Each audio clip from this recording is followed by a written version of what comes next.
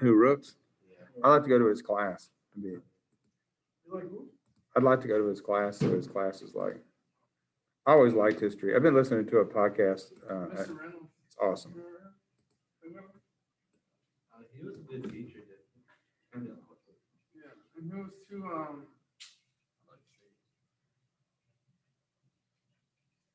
don't know, what's the Oh. word, what's the word? It was too comfortable. That's the best I could use.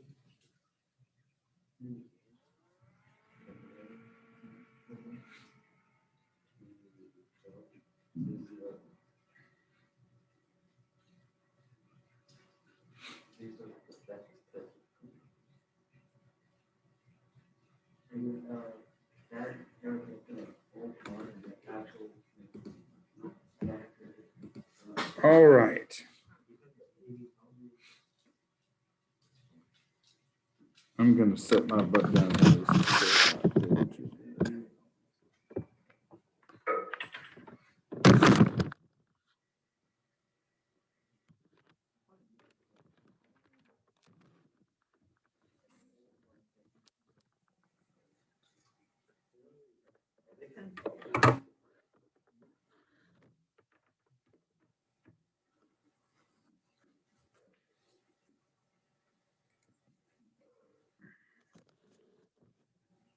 Oh, man, here's some discussion for this one. Good morning, beautiful children. What's up?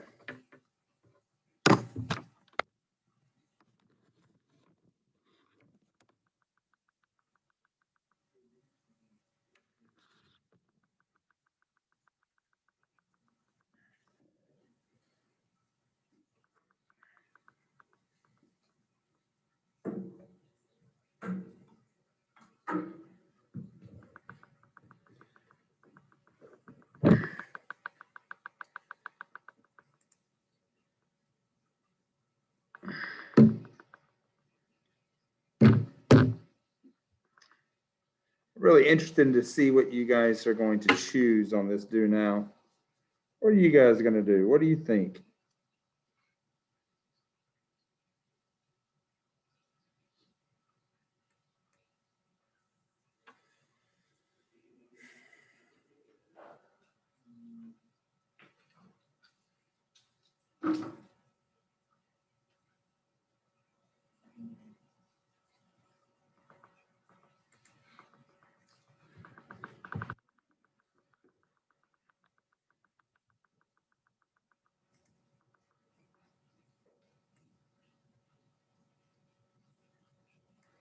Roger that, Caleb.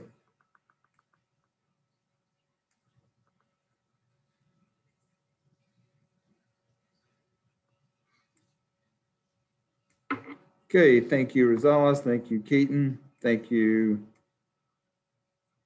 Caleb.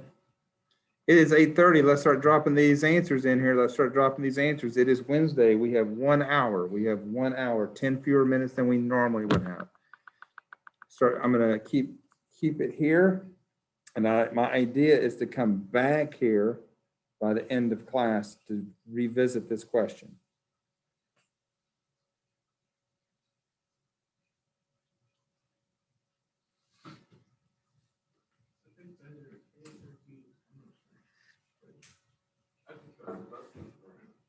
Thank you, Diego. Thank you, Gavin. Thank you, Yahir. Waiting for the rest of you guys.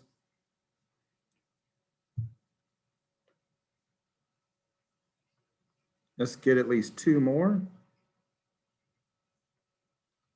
I've had 6 so far.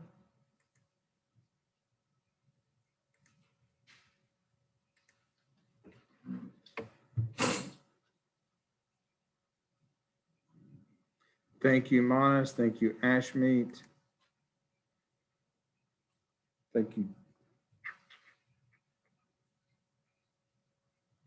Let's actually try to get it to 10 at least. I really want to get to 10. I got 4, 5. Okay. Need 2 more.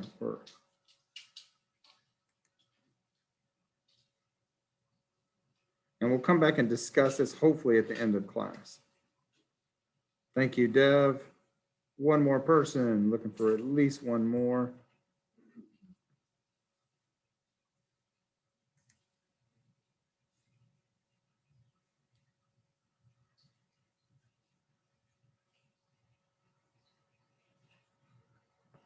Looking for one more.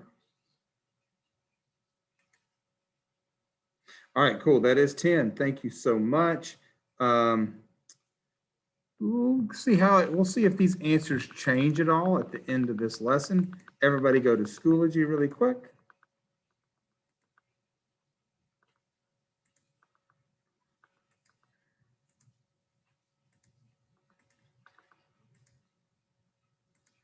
When you get to Schoology, you're going to see, we have a bit of we have an agenda for today. I want to be done with this pretest 10 minutes after class actually begins. It's not for a grade, but there is a pretest, and it's right here, right here. I'm going to open it really quick. I'm going to make sure that the time limit is set. There is 8 minutes on this. There's 8 minutes on this. It is only for me to know what you understand and what you do not. It's kind of the basics. And let's just see how well you do. There's a pretest here. Open it and begin. I will be quiet for 8 minutes. I will be quiet for 8 minutes. Everybody should be on today's lesson and taking the pre-assessment, the pre-test right here. And make sure it's enabled. Yep, it's ready to go for you. And I will resume class at 8:42. There's the pre-test here. Again, it's not for a grade, it's just to let me know. Looks like most of you guys have started. Some of you guys already took it all away. I don't know why it's so quick. All right.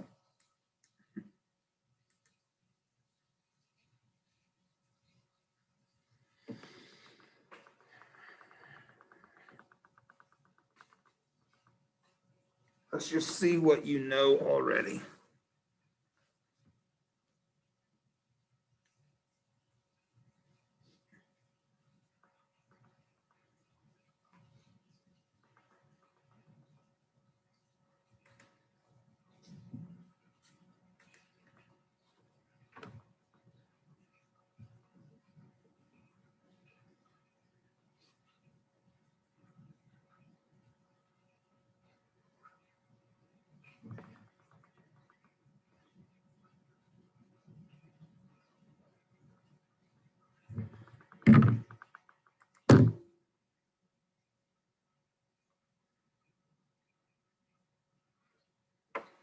If you just joined us, we are taking the evolution pretest. It's just to know what you know.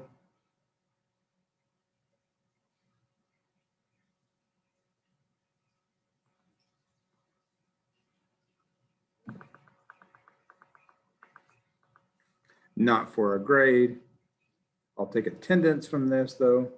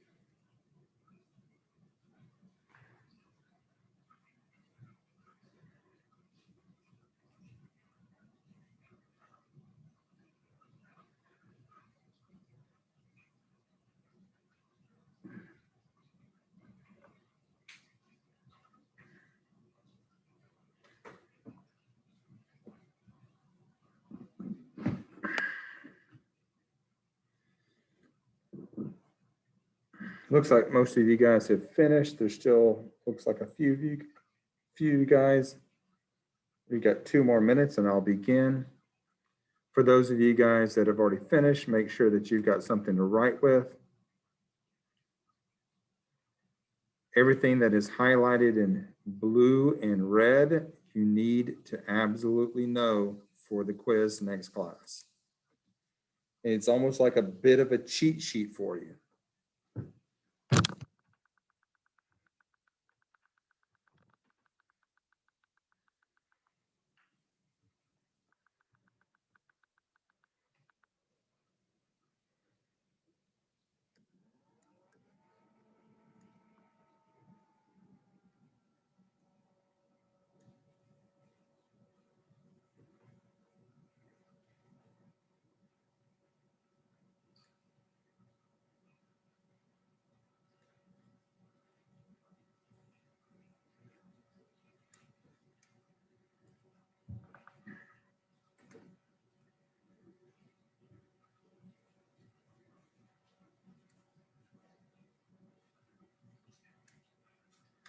Okie doke. It is that time. We're going to begin. If you got a little late start, don't worry about it. This is recorded. So my question to you guys is, do individuals evolve or do populations?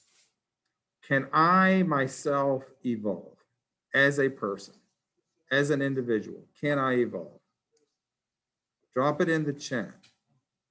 Well, I mean, I got you. I hear the guys in here. What do you guys think? In many ways, like, for example, right? Age would be like the humans, or like any given thing would be like one, how do you say, like one thing of evolution, right? I don't know. I don't know that we're talking about age. I'm talking about, I'm talking about like, can I change, decide that, okay, today I'm going to have more or less hair. I'm going to get more, I'm going to get shorter, taller. Well, yeah, that's what I'm saying. Like for example, like your age, right? Mhm. It relates to how you change over time. Huh? So, like, I'm not sure if I'm not saying like obviously I'm gonna get more wrinkles, but let's say today I decided today I'm going to get shorter. Can I do that? Okay, so and it looks like most of you guys have answered this question already. I'll save the answer for in a little while. I'm gonna keep you guys in the dark in particular. So there was 2 really big influences on Darwin. Last time we talked about these guys, Cuvier. When Cuvier, he argued the Earth was old, and this was the first time that we got the idea that the Earth was actually old. And then 2 other scientists came along, or one scientist and one economist added to Darwin's understanding. So the first guy was a guy named Lamarck. And Lamarck's argument was that organisms did change over time. They could see this. And his reason, and the argument wasn't did organisms change, it was how they were changing. So he argued that organisms that used traits or used certain phenotypes more often would pass down those. And if you didn't use them, then you would lose them and not pass those down. So in this example, let's say this is a parent that works out all the time and has really strong muscles. Are their babies going to be born with strong muscles? Drop it in the chat, because if I work out, does that mean that my kids are going to come out and be strong? Drop it in the chat. Let's see what you guys have. Will my children automatically be strong because I was working out? Excellent, excellent. Yeah, that's exactly. No, there's no way. Now, he also said that if I was weak, so let's say that let's say for an example, I never use my teeth. Say I never use my teeth. So here's my mouth. All I did was drink through a straw. This is my lips. And I drank through a straw. I never used my teeth. I never chewed. Would my children be born without teeth because I never used my teeth? Drop that in the chat. No. I've got 4, 5, 6 no's so far, 7 no's. Yeah, that's a big fat no. We know this is crap, but this is something they didn't know at the time. How do we get teeth? How do I get muscles? How is it that that occurs? Well, how do I get that information? Well, it's pretty simple, right? We get it from sperm and egg. And so what's in a sperm and what's in egg are going to be DNA. DNA is going to go from DNA, obviously, to RNA, to proteins, and proteins are going to give us phenotypes or traits. So a phenotype has nothing to do with use or disuse. Now you got to give these guys a little bit of slack because they did not know what DNA was at the time. They were trying to explain something that they did not understand. Another person came along, and this is somebody you probably know from Lineker's class as well as Fad's class. And if not, you're going to know it from economics. And if you've taken that economics already, you probably, if you guys took it in the summer, recognize this guy. This person was Thomas Malthus. He was a clergyman. He was an Anglican priest, but he also was an economist. He was tripping out during the Industrial Revolution. He saw that lots of people from rural areas, there was London, if I can get this to quit changing, that in London, people were moving to London. There was an industrial revolution, but people were moving to cities. This would be a city. And they were moving from countrysides. They had farms, people had farm animals. They lived in these little bitty houses. And people were all flocking to cities from all these farms, all across. And it wasn't just in London. It wasn't just in England. They were flocking to cities all across Europe. And he was noticing that there was too many people. There was a lot of people, but not enough food. So in this case, he saw that there was only some of the offspring would live, and only a few actually survived. There were people dying, literally dying in the streets because there was so much disease, so little food, so little housing. And from this, we actually got the first welfare laws, which is kind of an ancillary fact. But Thomas Malthus said, you know, there's too many people, there's not enough resources. And that kind of stuck with Darwin as well. When he had both of these guys' works, he had Lamarck's work, he had Thomas Malthus's books. And then at 22 years old, not much older than you guys, he just sailed around the world. At 22 years old, he took off. He had not thought about evolution at all at this point.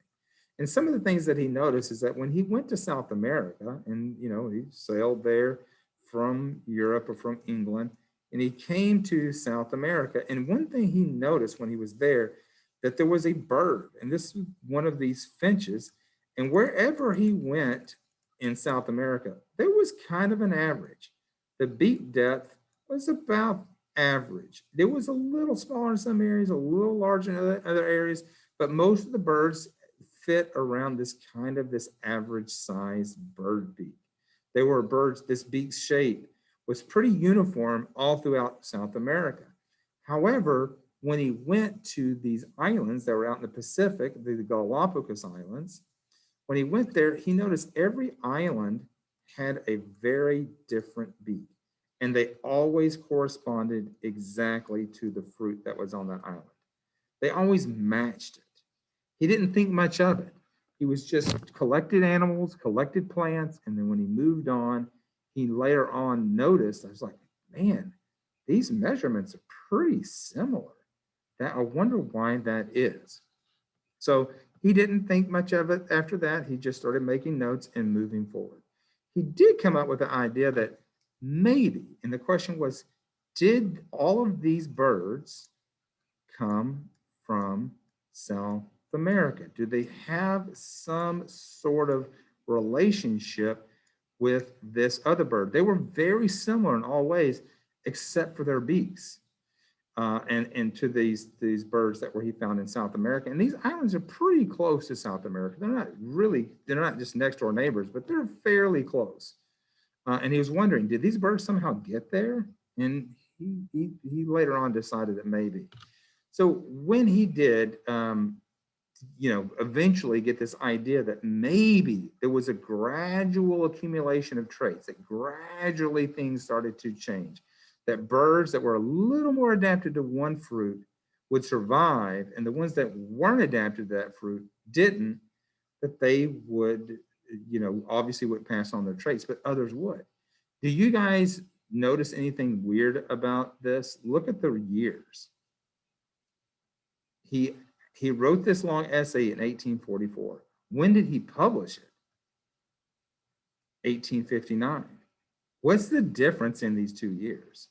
1859 minus 1844, it's 15 years. He sat on this idea. Any ideas why?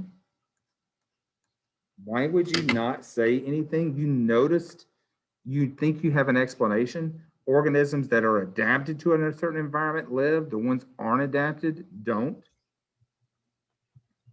Maybe because he was either A, scared of criticism, and B, didn't want to offend like the church or anything. Those are two pretty big answers. There was another answer, is that he was pretty wealthy. He had stacks of coins. These are supposed to be coins. He had big money, big prizes. He was worth a lot. So he had lots of money, and his family had a pretty well-known business. He didn't want to say much. He also was very much in love with his wife. He loved his wife dearly, and she was a devoutly religious person, and he did not want to subject her to shame. But this guy, who you guys do need to know, again, in red, Alfred Wallace, was extremely poor. This guy couldn't barely afford to buy a pair of shoes. He was a naturalist who also wrote to Darwin a lot. Darwin is an extremely well-known naturalist. And he said, Darwin, do you ever notice that organisms gradually change from one year to the next? And it seems to be based on adaptations, like the ones that have the traits that are good for the environment live, the ones that don't die. And so they change over time every year. And Darwin was like, oh my God, this guy's about to take my idea. So he co-published with Wallace. When there's nothing left to burn, set yourself on fire. And that was this guy's idea right here. He had nothing to lose. What was he going to do? Offend anybody? What were they going to take something from him? He barely had enough money to have shoes in the first place. But these guys co-published, and it really took Alfred Wallace to push him to do it. He had a lot of people trying to get him to publish these ideas, and he never would. And then Alfred Wallace kind of forced his hand, so to speak. So there's a couple of big points here that we need to understand. And I'm about to get into natural selection for the very first time and explain something. So his idea was that there was a tree of life. And if you look, the very first doodle of a phylogenetic tree of life is the little icon for your class page. It was this very first thing that he ever wrote. And he, at the bottom of it, he wrote, I think. You ought to look at the icon. He said, I think that this is how it works. He didn't know. He was just thinking about it. And it kind of goes like this. Let's say that there's an organism right here. This is a population, population 1. But some of those populations, there's some variation in that population. Say some are light and some are dark. The light ones might do a little better down here. So we'll call these the light ones, the ones that have a light coloration. The darker ones might do a little better up here. And you might ask yourself, well, why is that? It seems like there'd be a lot of snow. Well, if you're a cold-blooded organism, that's dark is going to let you collect sunlight. If you wear a dark shirt, well, that dark shirt keeps you warm when it's cold. You know a dark shirt gets cold. If you're a light, you could reflect light and stay a little cooler, depending on the background. Nevertheless, if you were a little more adapted, and then from there, they found different niches, different places that they started to live, because there was some variation. There were some slight differences in these organisms. And over millions of years, organisms started to inhabit different places. They started reproducing. only with some sets of the population. And you can imagine that this is the case. There are probably people in this class that have some sort of separation with other populations.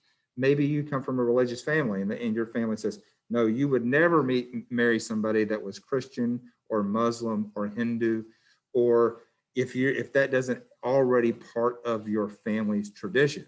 What would it be like to marry outside of your religion? Well, you could kind of see that same concept here.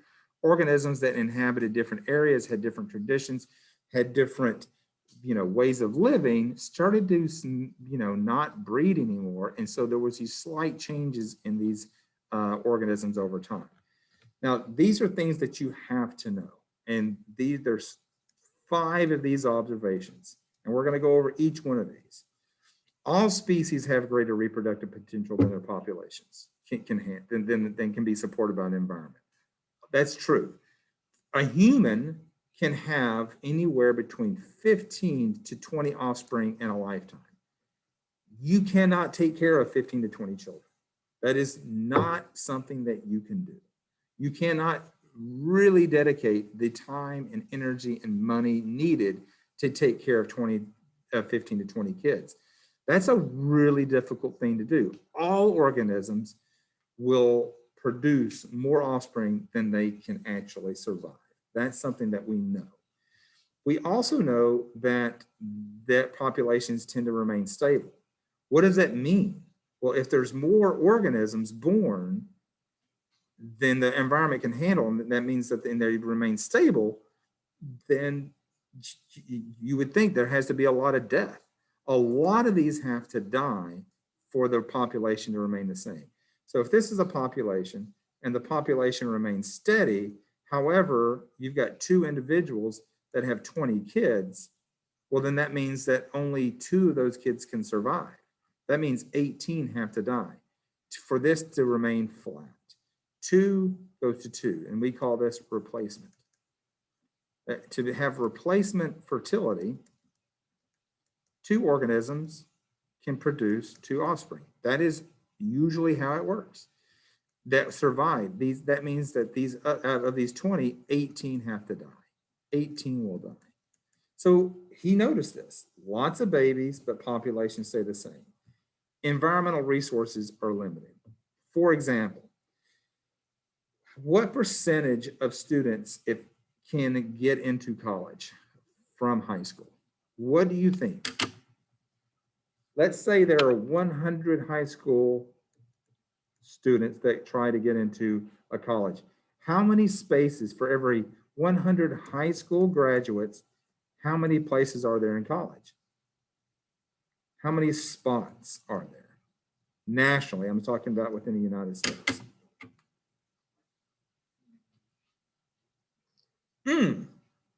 Man, you guys are pretty close. I've got a lot of people saying 50 to 60, 75, 40. And the actual answer is, as of 2019, 66. So that means 34 of these individuals can't go. So 34, it's kind of like musical chairs, cannot get into a school. Now, that doesn't mean that they don't get educated, can't go. There's other options. There's work, there's military, there's trade schools, there's community colleges, there's lots. And I'm talking about 4-year universities. We only have the seating capacity for 66 out of every 100. That's because environmental resources are limited. There's only enough food to feed a certain amount. So those are the inference here, is that creates what we call a struggle for existence. A struggle for existence. Why am I so hard on you guys? Well, I have out of all my students, I have 138 high school students this year. I would like to have 138 all be college students, but I know that there's only enough space for 66% essentially of these kids to go to school. That means you have to beat out other kids in other high schools. I know that. So this is a struggle for existence. Only a fraction of the individuals are going to reproduce in each generation. Now we're jumping back to organisms. If there's only so much grass, only so much water, only so much space, only so much shelter, the ones that have the traits suited for that environment win. The ones that don't make it and die. They don't reproduce. The environment is going to favor some.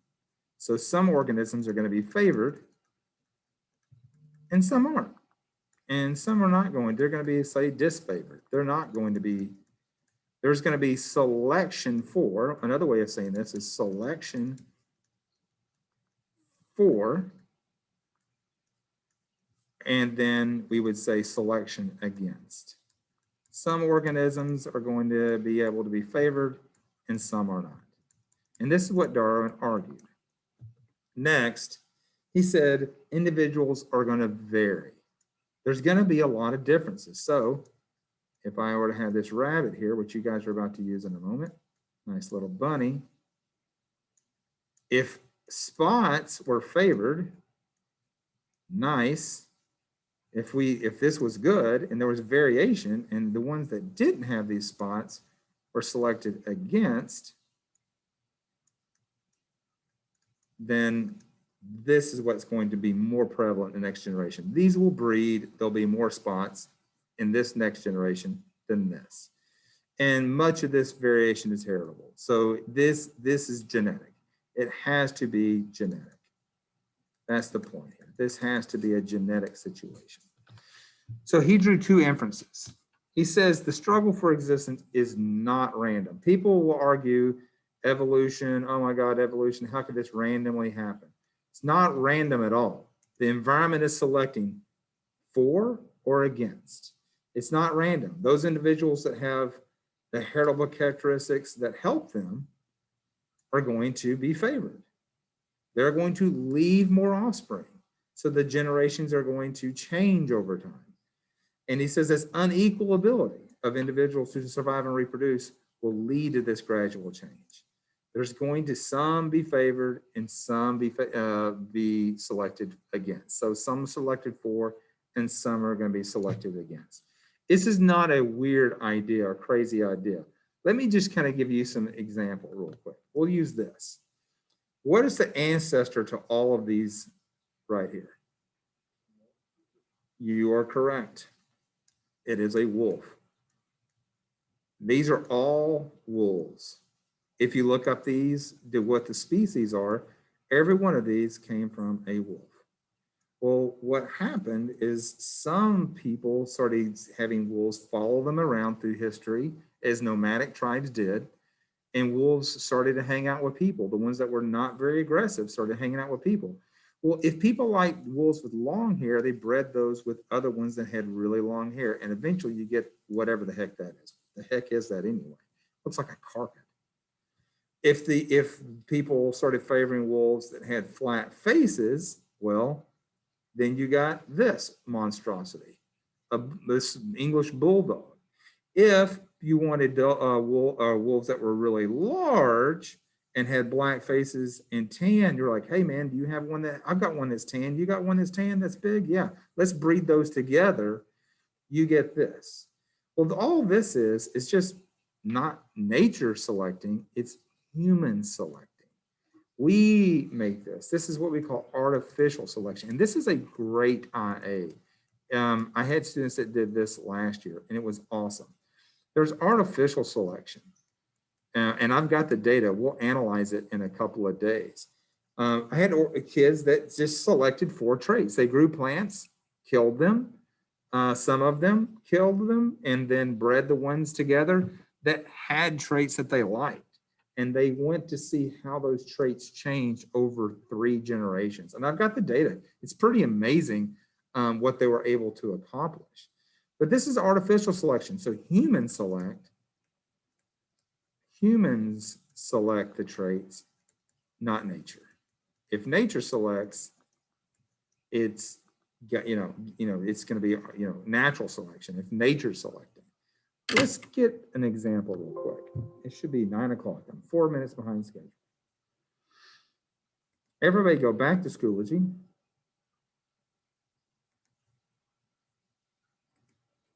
Let's see, stop sharing, go back to Schoology.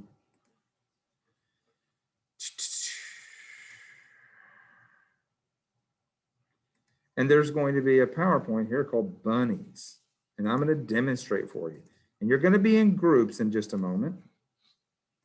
And when we get into these groups, you're going to have to talk it out. You're going to have to assign some roles.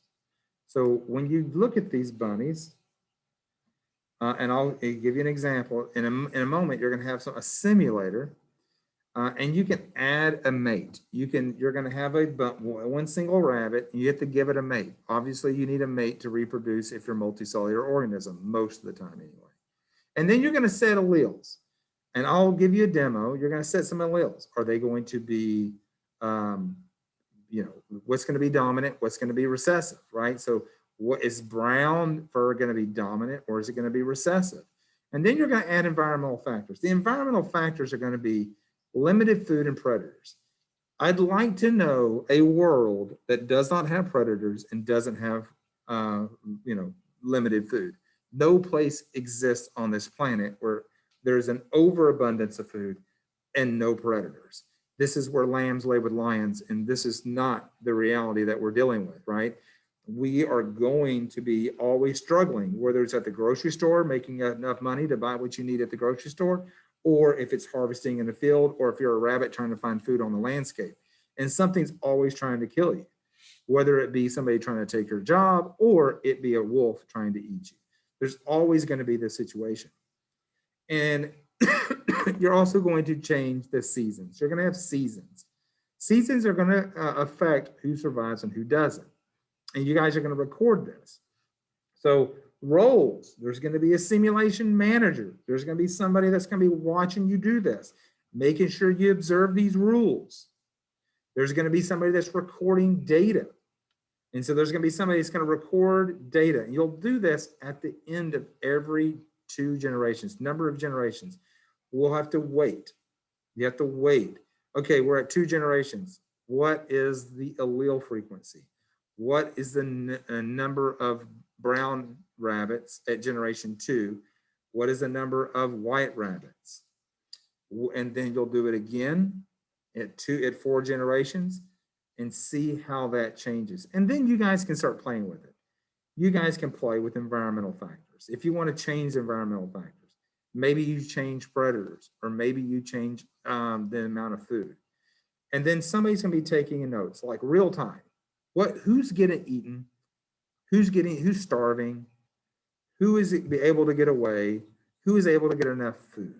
And I'll show you what I mean. Let me get back to it. So the simulators here, you're going to be groups of 4.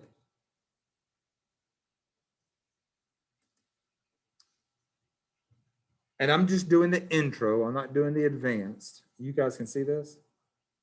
Okay. All right, so here's my rabbits. First thing I'm going to do is add a mate. I'm going to say, let's say recessive. I'm going to say recessive. I'm going to wait 2 generations. Let 2 generations come. There's 1 generation. Nice. Lots of white rabbits. And it looks like they had mostly white rabbits. Brown was recessive. Maybe we'll get some brown ones. Oop, no brown ones. All right, now I'm going to add wolves in limited food, and we'll let it go 2 generations.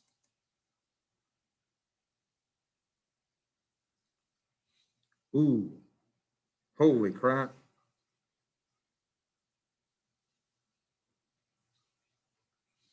Okay, at 4. At generation 4, 89% of the rabbits are white, and 11% of the rabbits are going to be brown. That's at generation 4. There's 18 rabbits overall. Let's let it run 2 more generations.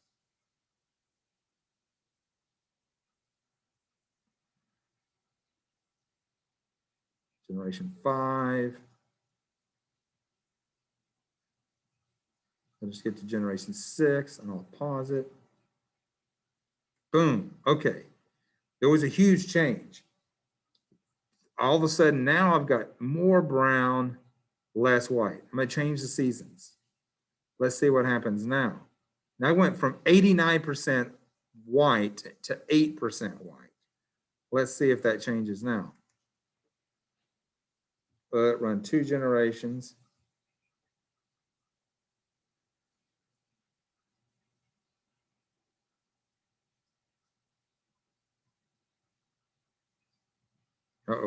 2 rabbits. It's not good. Rabbits better start mating quick. Ooh, okay, I'm gonna pause. I went to 50. I went from 8% white to 50% white. So who was being favored in these last 2 generations? Were white rabbits being favored or brown rabbits being favored? You are correct, Caleb. White rabbits were being favored. They were being favored. They went from 8% to 50%. You guys are going to play with it. So I'm going to drop you in chat and in groups, and I'm going to leave you in there for 15 minutes. What, 15 minutes? And I want you to play with it. Record the data. First thing to do is find out who is going to be the person making observations. Who's going to be the manager? Only one person can click, right? Who's going to be the simulation manager? Who's going to be recording the data? Who is going to be actually making observations, like noticing what does it seem to be happening? Just kind of like what is seemingly happening. That person will be kind of conferring. You have to stop every 2 generations, have a discussion. Maybe after that, you could change, the allele, maybe change white from being recessive to dominant. Does that make a difference? See how that works.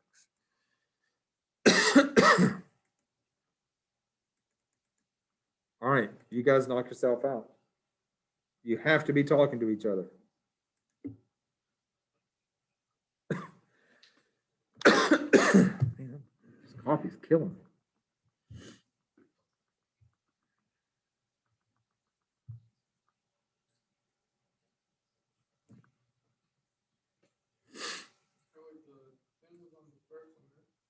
Hmm? What do you mean the link? Oh, yeah, the links say group 1, group 2. You'll see it.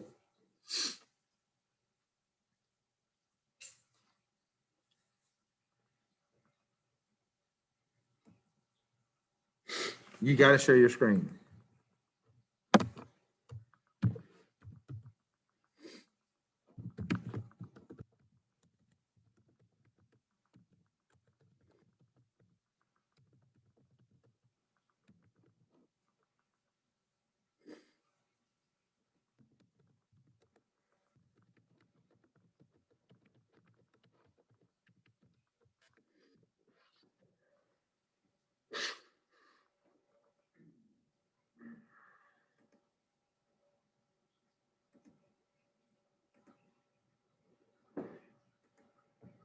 All right.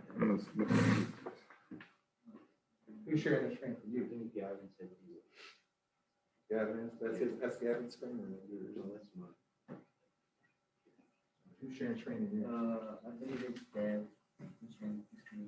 Y'all want to be able to talk to each other, so you got to have your mic on. Yeah. Who's sharing the screen in here? I think I'm gonna do it. 'Cause none of them- Talk to them. I am. You can hear me. Oh, Mr. Pope, we do the lab, right? Or the intro? Intro. Do intro. We do the intro. Yeah, do intro.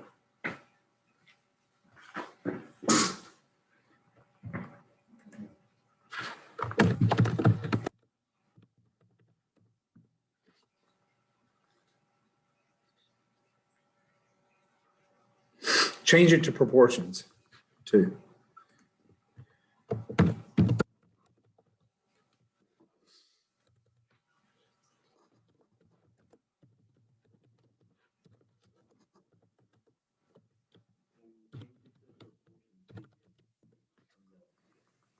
Did that come through? My message?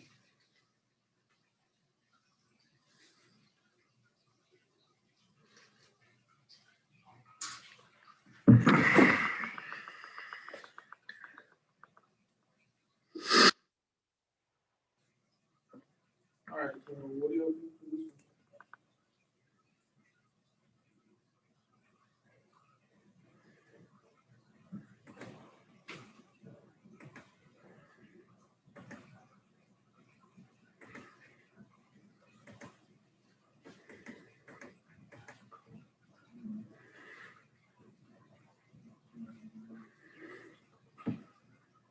Mr. Pope, is it gonna be every 2 generations?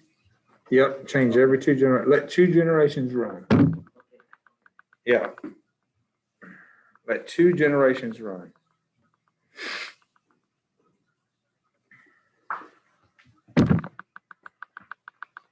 You got it.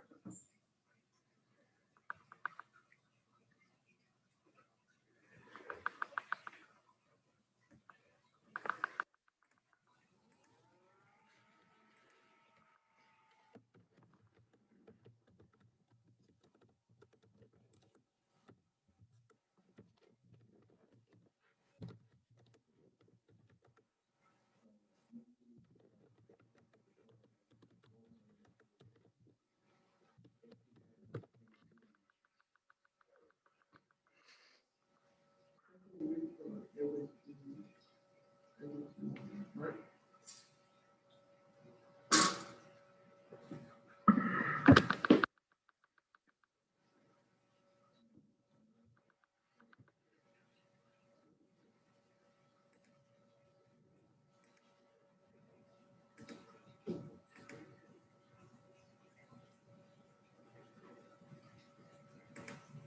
What do y'all think? Wow.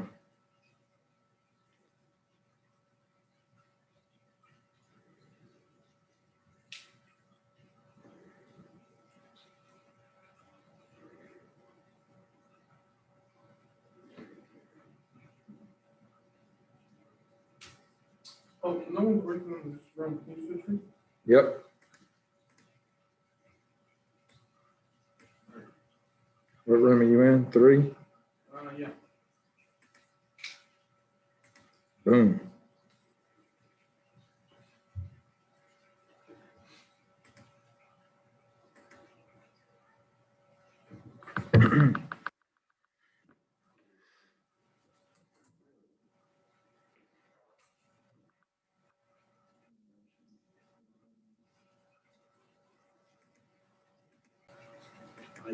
Hey, if you guys need to leave your room because no one's working with you, just say so. There was people requesting to leave your room because no one was talking. Well, in the second generation, all So if you want to make the, I don't know if you guys are working by yourselves, but if you want to go to another room, just chat with me and I'll move you. But you guys should be sharing your screen working through this. Are you guys okay or not?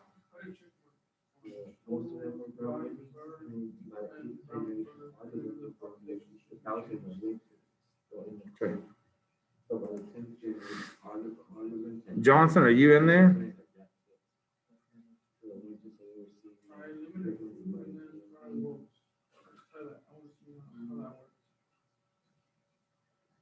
Yeah. All right.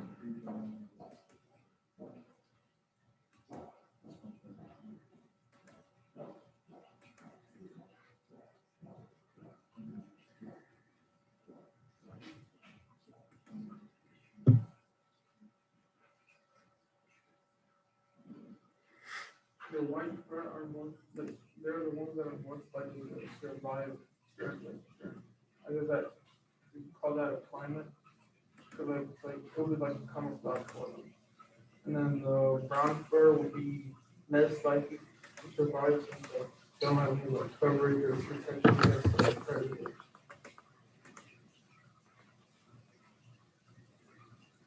And well, their population just keeps growing and growing every time. While the brown fur only starts decreasing over time.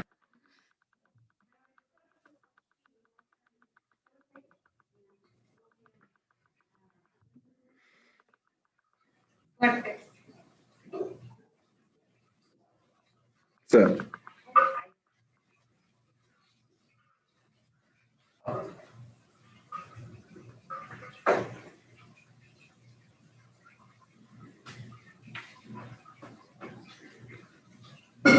what up? I'm gonna substitute for Crystal Secretary. For Crystal? Crystal. Secretary? Oh, you talking about Sanchez? Huh? Talking about Sanchez? Oh, Martinez. Jesus. Wait, so See, if, like, since the brown fur like disappeared, right? yep. And the white fur are like they're most likely to like, survive, right? Does that mean And maybe, Overpopulate during the most time. or they're just more likely to reproduce. I mean, cause like the ones we're doing, right? Most of these, they're the white ones for like surviving, right? Right. The brown is totally gone except for one. Yep. So does that mean like they would like overpopulate during the time? Doesn't mean they'll overpopulate. Overpopulation is where you have more food than resources. They probably are going to be pretty steady. What's the overall population? Is it changing? Yeah. The overall population or just the, Overall population is growing. is it? All right. Tell me what it is at generation 2, 4, 6, the overall population. It's 30. Well, it's like right there. This is like 30 and then There should be a number, a specific number. yeah, is this right? Yeah, the overall population. Change that to proportion. Change that to proportion. It's history. Tell them to change it to proportion. Hey, Mr. Pope said to change it to proportion. Hey, in our group, body related. Yeah. Yeah, now look at the overall population. Here, unmute yourself. So the overall population right now is 4. Let's see how overall population changes after every second generation. So we went from 4 to 6, or no, 4 to 5, and then 13, but wait till 8. So we went from 4 to 5 to 6. And it should remain relatively steady. Well, And if we we got got, 10. Hola. I have something for you. Yay. Yay. Until you get to 10.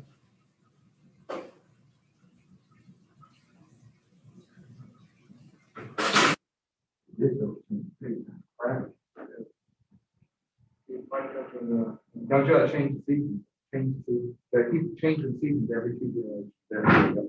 Every 2 generations. Every 2 generations change the season.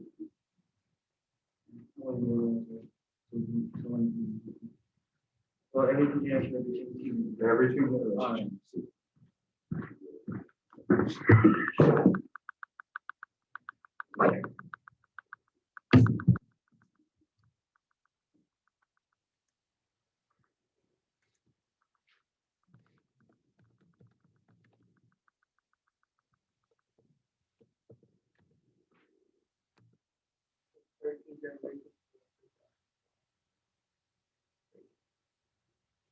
How long does that usually? I don't know, probably not very long. Most of them probably get eaten. I mean, most things die before they ever reproduce, so less than a year most of the I time. mean, there are 13 generations. Yeah, I mean, that's generations. That doesn't mean that the original generation's still there.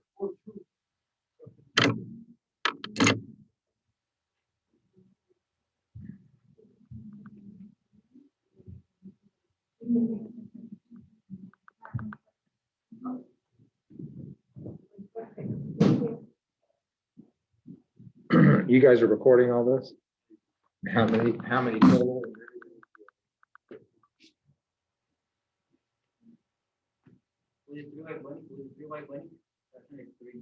Yeah. Wait, no, the one on the one behind the wall.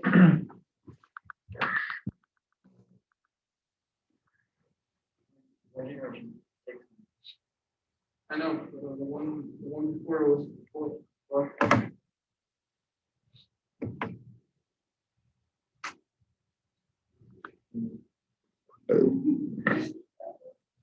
I don't know what you mean.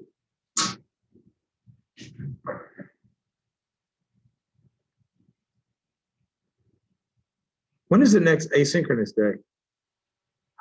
June 2nd. No, not the next one. We have one every month. You can just, they could be writing it down. It's not. Oh, Everybody what? That's what it says in the, document. June 2nd? That's the last one. When is the one for this month? I'm gonna go back and check. I honestly think the 23rd, but it's a day off. I hope it's a Monday and not a Friday.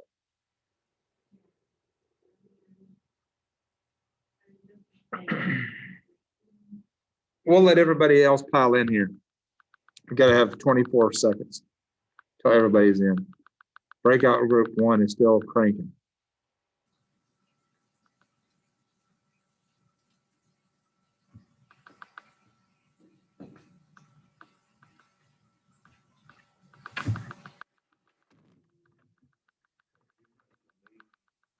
No, I'm not in the main room.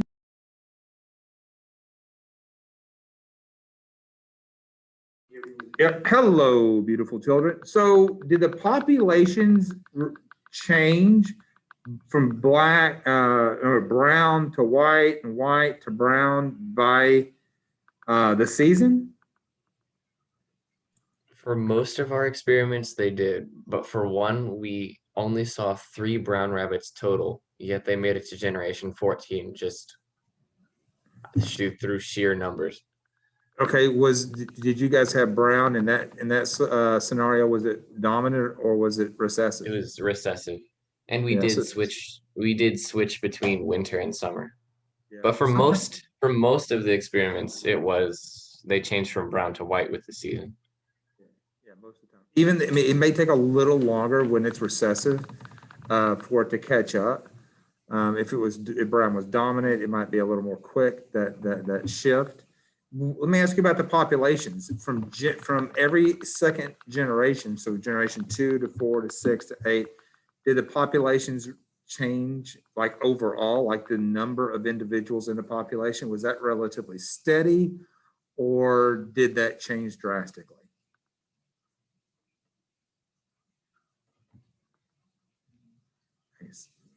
Some people say it fluctuated, went up and down. I wonder if I were to take, when it says it fluctuated or oscillated, if it went up and down, if I were to average that, if it would remain steady. Because there are going to be seasonal fluctuations, but usually if you were to take the average from the winter and summer, every other generation, they should remain relatively steady. The thing that's going to change is the allele frequencies or the phenotypic frequencies of those populations. Let's go back to our PowerPoint here. Let's see, what should we answer now? I wonder if your answers would change. I wonder if your answers would change.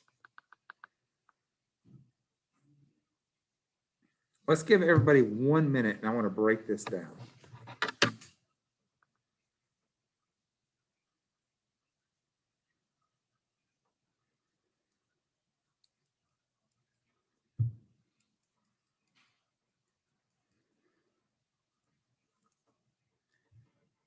This time we're going to go, okay, 4 of you guys have answered so far. There are 24 of you. Let's get 24 answers. 6, 7. 7 of you. 8. 9. 10, 11, 12, 13, 14, 10 more. 15, 16,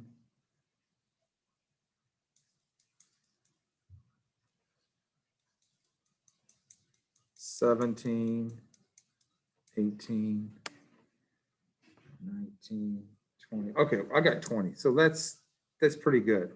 Yeah, you guys are right. In this case, evolution was favoring resistance. If you were to save the drug, you've been taking it for 2 weeks, you've had antibiotics have been applied. Antibiotics have been applied. Well, if these are my bacteria, and let's say this is the one that's resistant, well, if I apply antibiotics, this is R for resistance, it's going to kill these two most easily. If I stop taking it and then this one reproduces, this generation 1, the next generation is going to be 100% resistant. And by the second generation, you do not want that.